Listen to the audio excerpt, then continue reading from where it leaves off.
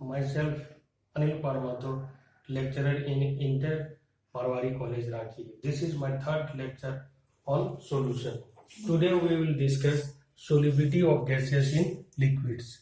As we know, most of the gases are soluble in water and other solvent like ethyl alcohol and benzene, etc. Solubility of gases in solvent is expressed in terms of absorption coefficient. Now, what is absorption coefficient? Absorption coefficient is the volume of gas which is dissolved per unit volume of a particular solvent at experimental temperature and 1 atmospheric pressure. Now we will discuss factors affecting the solubility of gases one by one. First, nature of gas and solvent. The solubility of gases in liquid depends upon the nature of liquid as well as gas. Polar gases are more soluble in water in comparison to non-polar solvent like benzene, and the gases which liquefy easily are more soluble in water, such as carbon dioxide. Second point is effect of temperature. Solubility of most of the gases in liquid decreases with rise in temperature. Liquid plus gas reversible to dissolved gas, and then delta H, the value of delta is in negative. In dissolution of a gas in liquid, heat evolves and thus there is an exothermic process.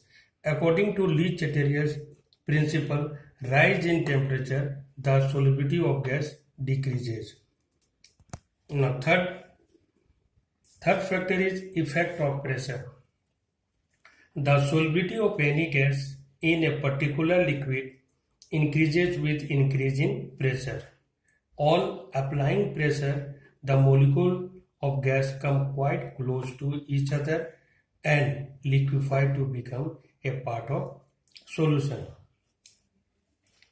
At constant temperature, the solubility of a gas in a liquid is directly proportional to the pressure of the gas. Dalton concluded independently that solubility of a gas in a liquid is function of partial pressure of the gas. Thus, most commonly, Henry's law states that the partial pressure of the gas in vapor phase is proportional to the mole fraction of the gas in solution. So, partial pressure P small p is equal to K suffix H into X, where P small p the partial pressure and K suffix H is the Henry constant and X is the mole fraction of the gas. When we draw graph against mole fraction and pressure, then a line is passing through origin. The slope of this line gives the value of K suffix H. With increase in temperature, the value of K suffix H increases, and solubility of gas is proportional to 1 by K suffix H at constant temperature. Increase in value of K suffix H, that is Henry's constant, the solubility decreases. Now, limitation of Henry's law. First limitation is the pressure is not too high.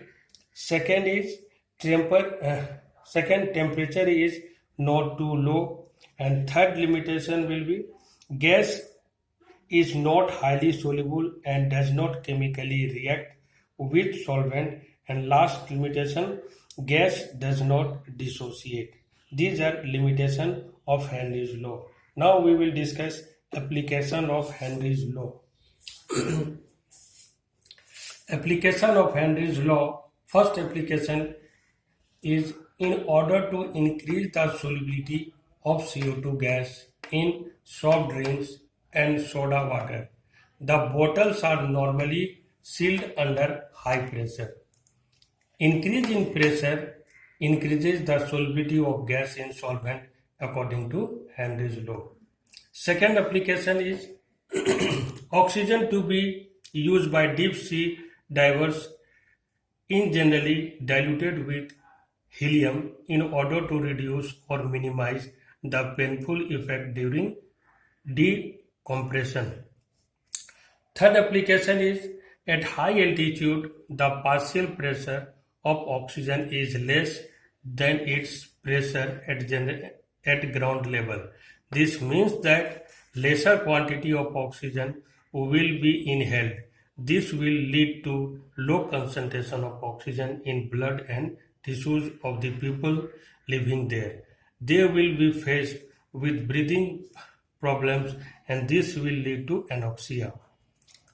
Fourth application, the aquatic species such as fish are more comfortable in cold water than in warm water.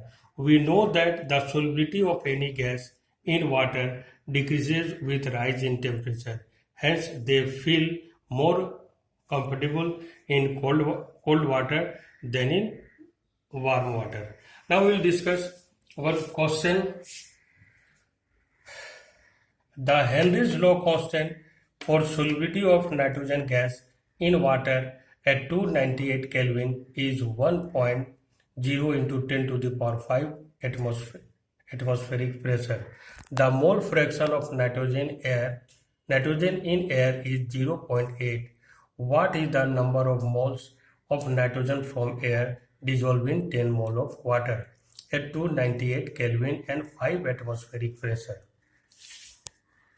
According to Henry's law, we know that partial pressure is equal to Henry's law constant into mole fraction. So P into partial pressure of nitrogen is equal to K suffix H into mole fraction of nitrogen. And we know that the partial pressure is equal to mole fraction into total pressure. So partial pressure of nitrogen will be mole fraction of nitrogen into P total. Here the value of mole fraction of nitrogen is 0.8 and total pressure is 5. So this will be equal to 4.0 atm, that is atmospheric pressure. So partial pressure of nitrogen will be 4 atmospheric pressure. From equation 1, this is equation 1, mole fraction of nitrogen will be partial pressure of nitrogen divided by Henry law constant, that is K suffix H. The value, this will be equal to 4 divided by 1.0 into 10 to the power 5. Now this will be equal to 4 into 10 to the power minus 5. We know that mole fraction of solute is equal to number of mole of solute divided by number of mole of solute plus number of mole of solvent. So mole fraction of nitrogen is equal to number of mole of nitrogen divided by number of mole of nitrogen plus number of mole of water. Again, this can be mole fraction of nitrogen divided by mole fraction of nitrogen plus